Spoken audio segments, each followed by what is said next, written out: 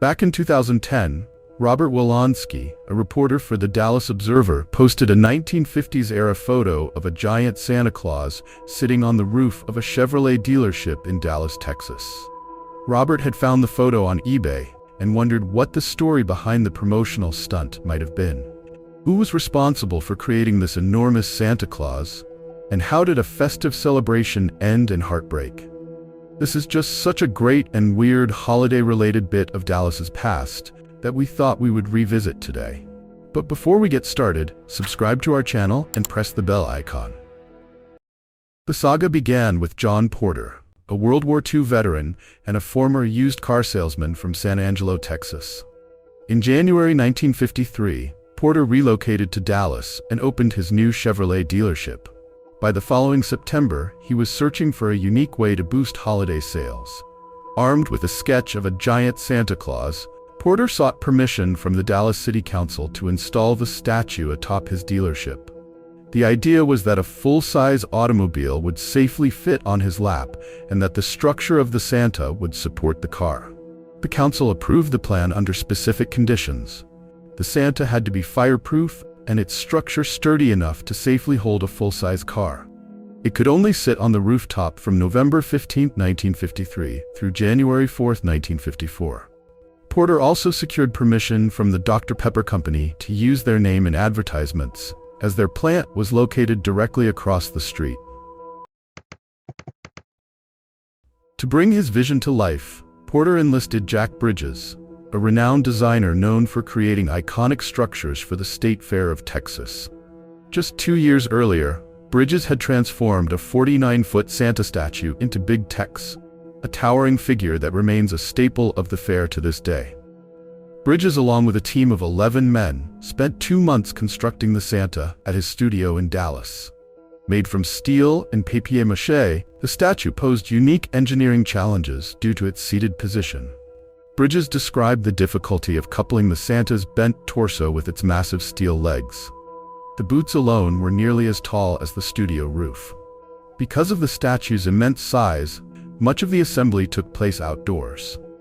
Transporting the finished pieces to the dealership required innovative solutions. The torso, too large for any available truck, was mounted on wheels and rolled down the street to its destination. Once the pieces arrived, the FS Old Crane Operating Company was tasked with assembling the statue on site. After weeks of labor, the Santa was completed and crowned with a real 1954 Chevy Bel Air in its lap. The statue's hands were positioned as if holding the car like a toy, creating an eye-catching display.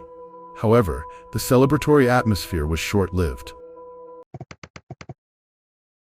The day of the installation was a major event. Crowds gathered to watch as a crane carefully hoisted the massive Santa Claus onto the roof of Porter Chevrolet. It was a bold promotional move that perfectly captured the spirit of mid-20th century American marketing.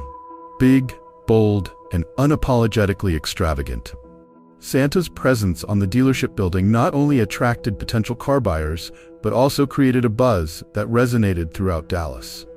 Amidst the excitement, one man saw an opportunity for a unique Christmas card photo.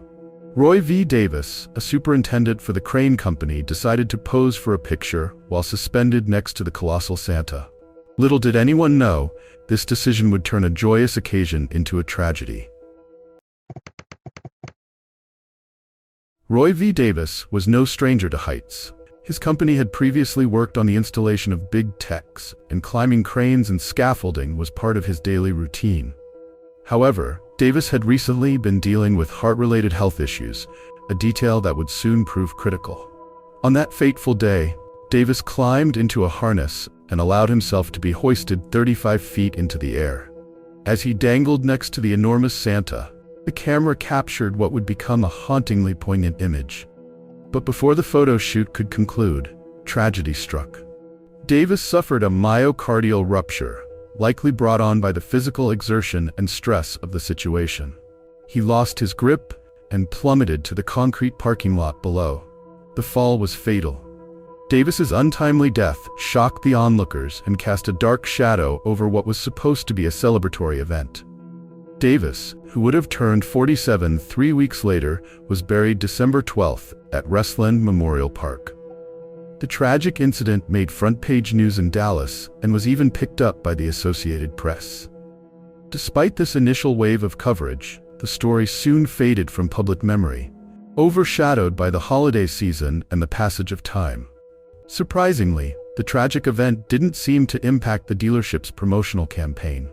Giant Santa remained perched atop Porter Chevrolet throughout the Christmas season, continuing to attract attention from curious onlookers and potential customers. It's unclear whether the dealership issued any public statements or gestures of condolence following Davis's death. What is certain, however, is that the incident quickly disappeared from public discourse. By January 1954, the statue was dismantled, and just 3 months later, John Porter sold his dealership, marking the end of his ill-fated promotional venture. For decades, the story of Roy V. Davis and the Giant Santa was largely forgotten. The incident had been a brief, though shocking news item in 1953, but no significant efforts were made to document or preserve its legacy. The tale resurfaced nearly 6 decades later, when journalist Robert Wolanski stumbled upon a photograph of Davis hanging from the crane next to the giant figure. The image, frozen in time, prompted Wolanski to dig deeper into the story. His investigation uncovered the tragic events of that December day, reigniting interest in a chapter of Dallas history that had been buried in obscurity. As we close this chapter, here's an interesting fact. Jack Bridges, the creator of the Giant Santa, went on to become one of the most celebrated designers of large-scale figures in Texas. His work, including Big Tex, remains an enduring symbol of the state's cultural heritage. And while the Giant Santa may no longer exist, its story continues to captivate those who stumble upon its legacy, proof that even forgotten moments of history can resurface to remind us of the complexities of human ambition and creativity. Thanks for watching.